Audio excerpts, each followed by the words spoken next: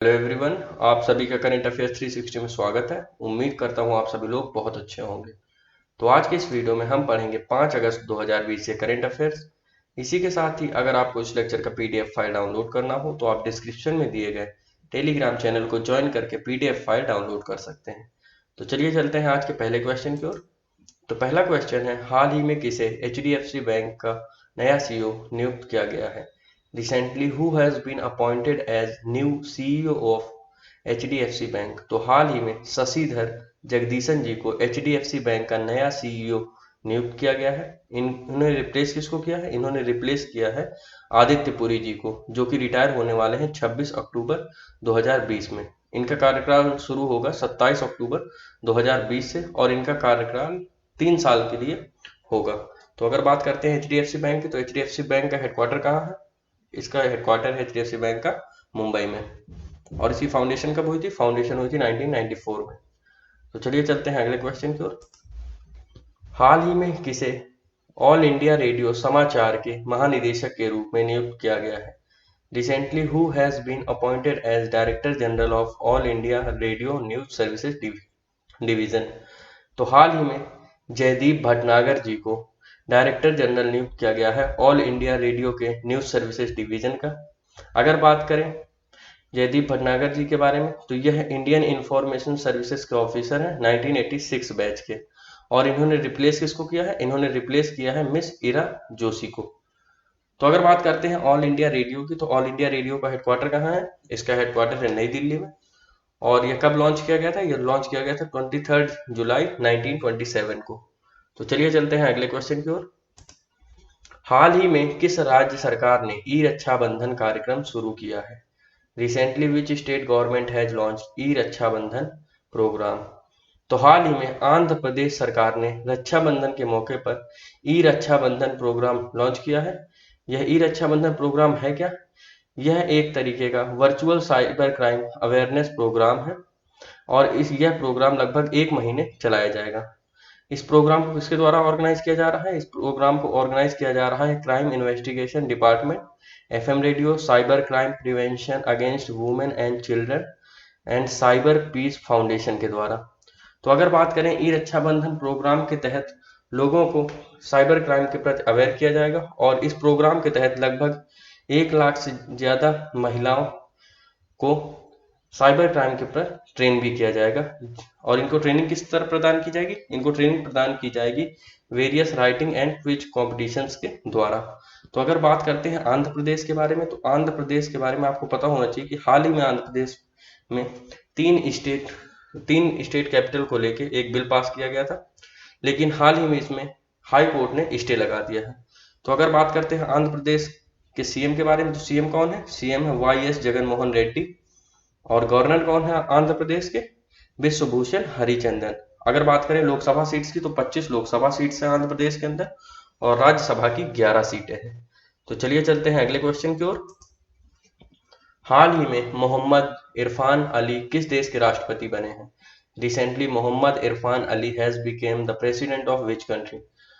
तो मोहम्मद इरफान अली गुयाना के राष्ट्रपति बने हैं और इन्होंने किसको सक्सीड किया है? इन्होंने सक्सीड किया है डेविड अर्थर ग्रेंगर को।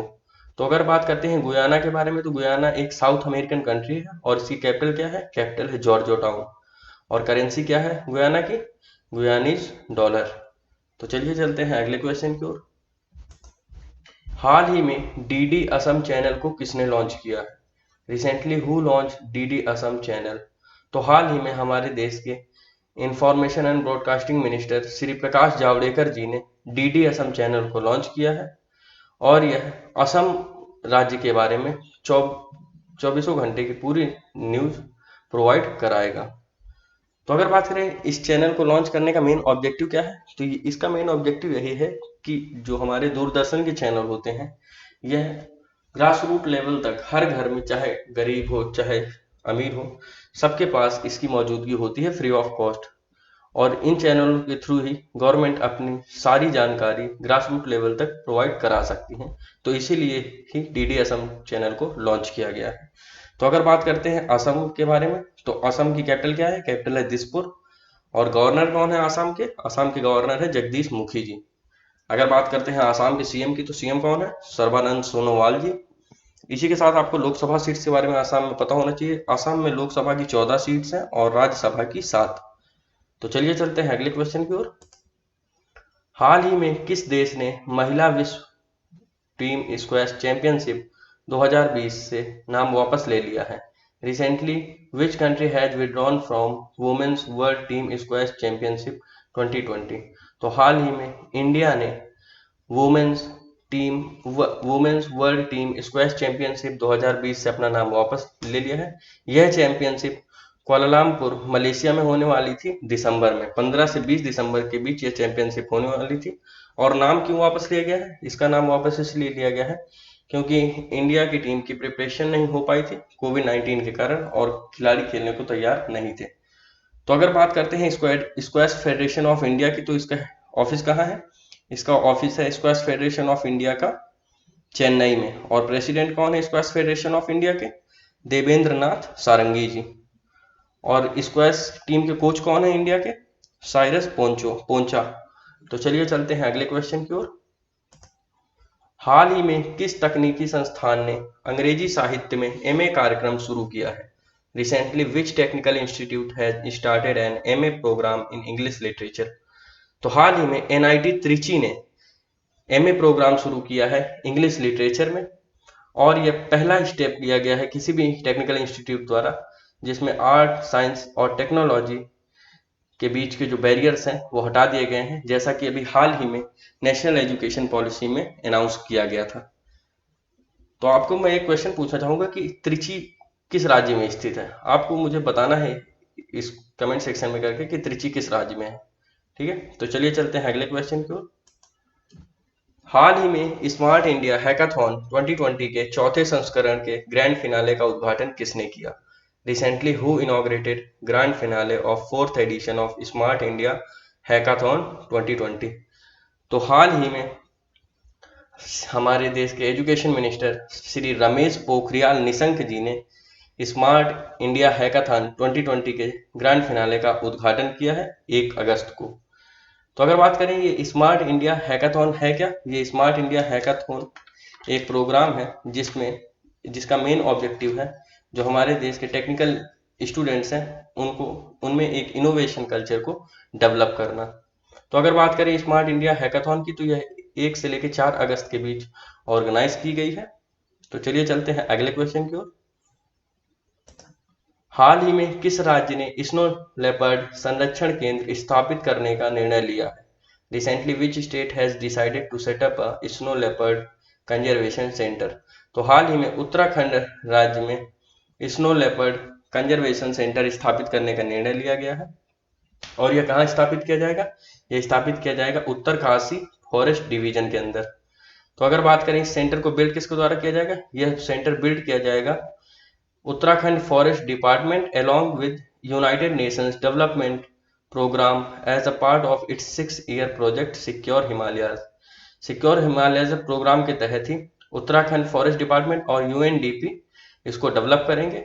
अगर बात करें इस सिक्योर हिमालय प्रोजेक्ट की, तो इस प्रोजेक्ट का मेन एम है securing livelihoods, conservation, sustainable use and restoration of high range Himalaya ecosystem. तो जैसा कि आप जानते हैं स्नो लेपर्ड हिमालयन रीजन में ही पाए जाते हैं, तो इन्हीं को कंजर्व करने के लिए यह कंजर्वेशन सेंटर स्थापित किया जाएगा। तो अगर बात करते हैं उत्तराखंड के बारे में, तो उत्तराखंड की कैपिटल क्या है? उत्तराखंड की 2 कैपिटल है, एक है गैरसैंण इनकी समर कैपिटल है, और देहरादून क्या है? देहरादून है इनकी विंटर कैपिटल। और अगर बात करते हैं गवर्नर की उत्तराखंड की, तो उत्तराखंड की गवर्नर कौन है? बेबी रानी मौर्य जी। अगर बात करें सीएम की, तो सीएम है त्रिवेंद्र सिंह रावत। इसी के साथ अगर बात करते हैं लोकसभा सीट्स की, तो 5 लोकसभा सीट्स हैं उत्तराखंड में और 3 राज्यसभा। तो चलिए चलते हैं अगले क्वेश्चन की ओर। हाल ही में कॉटन कॉरपोरेशन ऑफ इंडिया यानी सीसीआई ने किस देश में अपना स्वयं का गोदाम स्थापित करने की योजना बनाई है? Recently Cotton Corporation of India plans to set up its own warehouse in which country? तो हाल ही में भारत से बाहर कॉटन कॉरपोरेशन ऑफ इंडिया ने अपना वेयर हाउस बनाने के लिए वियतनाम को चुना है। तो वियतनाम में कॉटन कॉरपोरेशन ऑफ इंडिया अपना एक खुद का वेयर हाउस बनाएंगे। और यह किस लिए बनाया जा रहा है? ताकि एक्सपोर्ट्स को बढ़ावा दिया जा सके। तो अगर बात करते हैं कॉटन कॉरपोरेशन ऑफ इंडिया की, तो कॉटन कॉरपोरेशन ऑफ इंडिया का हेडक्वार्टर कहाँ है? इसका हेडक्वार्टर है मुंबई में। और इसके चेयरमैन और एमडी कौन है? चेयरमैन और एमडी हैं इसकी पी अल्ली रानी, और इसकी स्थापना हुई थी 1970 में। इसी के साथ अगर बात करते हैं वियतनाम की, तो वियतनाम की कैपिटल क्या है? कैपिटल है हनोई, और करेंसी क्या है? Vietnamese Dong. तो चलिए चलते हैं अगले क्वेश्चन की ओर। सियासत में सदस्यता नामक पुस्तक किसने लिखी है? Who authored the book titled सियासत में सदस्यता? तो इस बुक को लिखा है बिहार असेंबली के स्पीकर श्री विजय कुमार चौधरी जी ने। श्री विजय कुमार चौधरी जी ने सियासत में सदस्यता बुक को लिखा है, और यह बुक हाल में रिलीज की गई है बिहार के मुख्यमंत्री श्री नीतीश कुमार जी द्वारा। तो अगर बात करें इस बुक के अंदर है क्या, इस बुक के अंदर अपनी उन्होंने टोटली पॉलिटिकल और बाकी की जो लाइफ की जर्नी है उसको लिखा है, और अपने बहुत सारे व्यूज को एक्सप्लेन किया है इस बुक के अंदर। और यह बुक पब्लिश की जा रही है बिहार असेंबली सेक्रेटरिएट द्वारा। तो चलिए चलते हैं कल के पूछे गए क्विज क्वेश्चन की ओर। तो कल मैंने आप लोगों से पूछा था हाल ही में कौन सी कंपनी दुनिया की सबसे मूल्यवान कंपनी बन गई है? Recently which company has become the world most valuable company? तो इसका सही जवाब है एप्पल। एप्पल दुनिया की सबसे मूल्यवान कंपनी बन गई है, और इसने पीछे छोड़ दिया है सऊदी अरामाको को। सऊदी अरामाको सऊदी अरबिया की एक स्टेट ऑन कंपनी है जो कि पेट्रोलियम बिजनेस में है, और इसको ओवरटेक करके एप्पल दुनिया की number 1 company, most valuable company बन गई है। तो चलिए चलते हैं आज के क्विज क्वेश्चन की ओर। तो आज का क्विज क्वेश्चन है हाल ही में किस राज्य ने अग्निशमन सेवा ऑनलाइन पोर्टल लॉन्च किया है? Recently which state has launched अग्निशमन सेवा ऑनलाइन पोर्टल? तो इस क्वेश्चन का जवाब आप लोगों को मुझे कमेंट सेक्शन में देना है, और यह भी बताना है कि यह पोर्टल किस लिए शुरू किया गया है। तो चलिए आज के इसी के साथ ही आज के करंट अफेयर में आपको अगर कोई भी डाउट हो तो आप मुझसे कमेंट सेक्शन में पूछ सकते हैं। अगर आपको वीडियो पसंद आए तो लाइक करें, शेयर करें और सब्सक्राइब करें, ताकि आपको रेगुलर करंट अफेयर्स वीडियो मिलते रहें। तो चलिए मिलते हैं कल के करंट अफेयर्स वीडियो में, तब तक पढ़ते रहें। Thank you.